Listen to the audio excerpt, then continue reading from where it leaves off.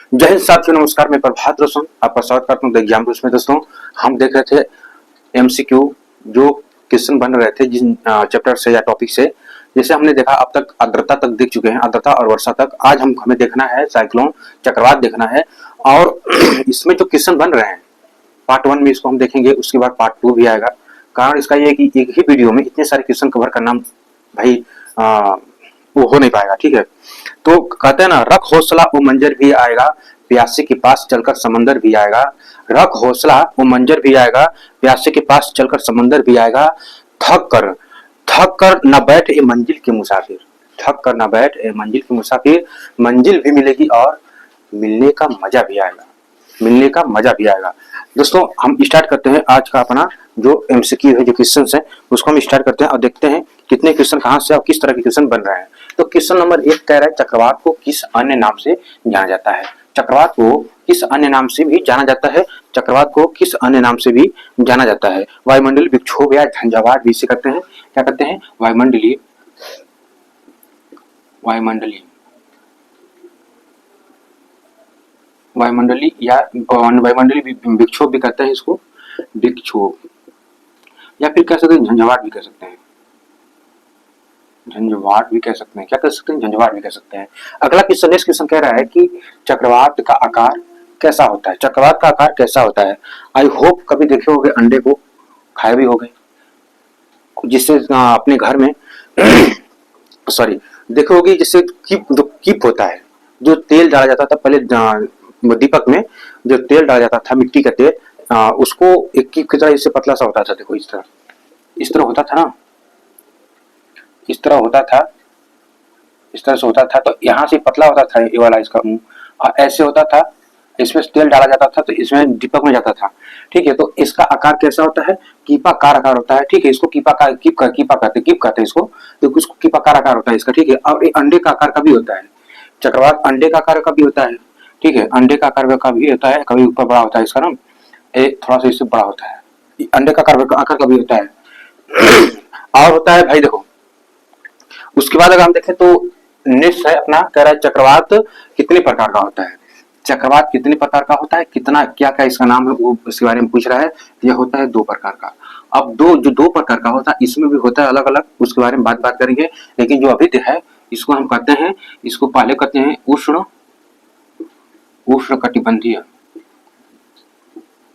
क्या कहते हैं? उष्ण कटिबंधीय चक्रवात, उष्ण कटिबंधीय चक्रवात। और दूसरा होता है शीतोष्ण कटिबंधीय,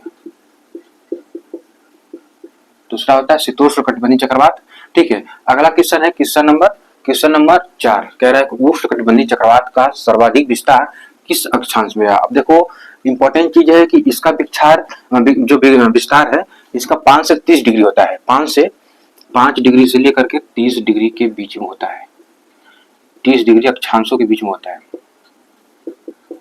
30 डिग्री अक्षांशों के बीच में होता है। लेकिन पूछ क्या रहा है कि सर्वाधिक विस्तार किन अक्षांशों के मध्य होता है? यह होता है 15 से 30 डिग्री अक्षांशों के मध्य होता है। कहाँ होता है? 15 से 30 डिग्री अक्षांशों के मध्य होता है। फिर कह रहा है कि उष्ण कटिबंधीय, नेक्स्ट क्वेश्चन है 5 नंबर, कह रहा है कि उष्ण कटिबंधीय चक्रवात का विषुवत रेखा पर कैसी स्थिति होती है? विषुवत रेखा पर इसकी स्थिति कैसी होती है? इसकी स्थिति कैसी होती है? चक्रवात का आकार यहाँ पे क्या होता है भाई? छोटा होता है।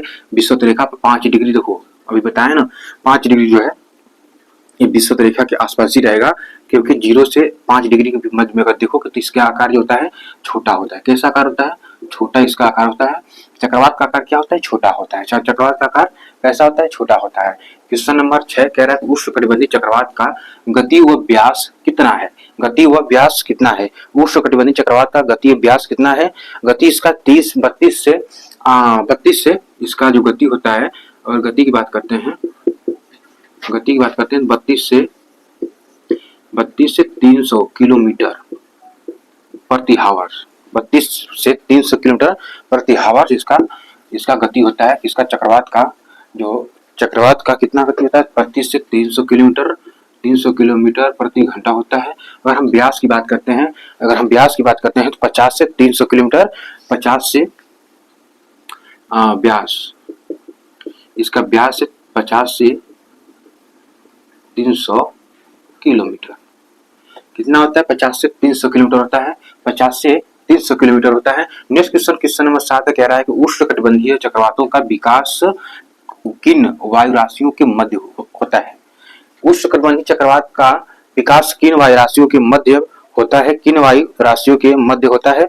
किन वायु राशियों के मध्य होता है? इंपॉर्टेंट क्वेश्चन है भाई। जहां पर गर्म प्लस ठंडी, ये जहां पर ये वायु राशि यहाँ गर्म और ठंडी वायु राशि जहां पे मिलती है, वहां पर वहां पे जहां पे मिलती है वहां पर उष्णकटिबंधीय चक्रवात का विकास होता है। क्या विकास होता है? एक समान वायु राशि जैसे सब मिलती है जहाँ पे ना गर्म और ठंडा जहाँ पे वायु राशि मिलती है वहीं पर ये उष्णकटिबंधीय चक्रवात का विकास होता है। वहीं नेक्स्ट क्वेश्चन कह रहा है उष्णकटिबंधीय चक्रवात से महाद्वीपों के किस भाग में वर्षा होता है? महाद्वीपों के किस भाग में वर्षा होता है? महाद्वीपों के किस भाग में वर्षा होता है?